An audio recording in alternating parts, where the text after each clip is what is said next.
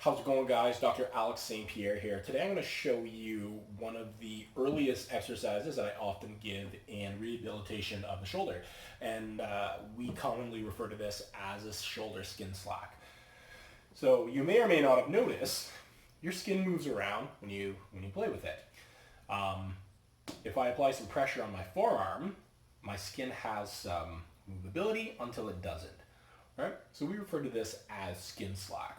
So the goal of this exercise is essentially just to take out that skin slack. So applying a little bit of pressure and pulling down until the skin becomes nice and tight.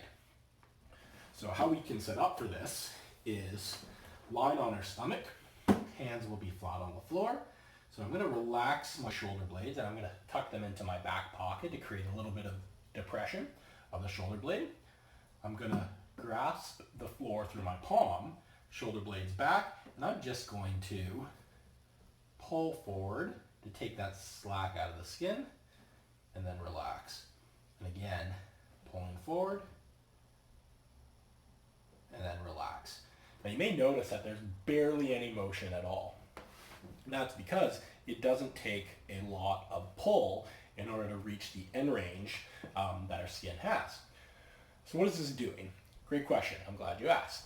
So this is doing a couple of things. Namely, we're working on getting a little bit of stimulation through the serratus anterior as well as a little bit through your lat in order to help to depress and keep that shoulder blade down in that position. We can also generate pretty high levels of tension as well.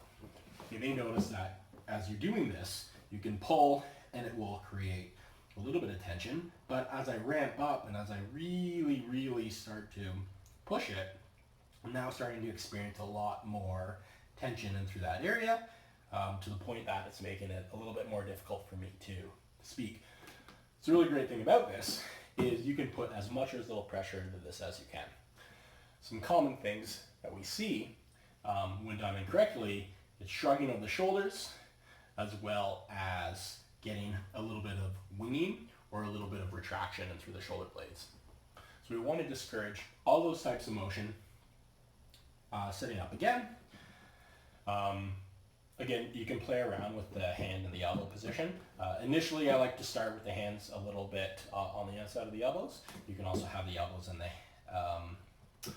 hands aligned. But sitting up with my hands on the inside of the elbows, relaxing the shoulder, head should be in a nice straight neutral position. And again, take that skin slack out.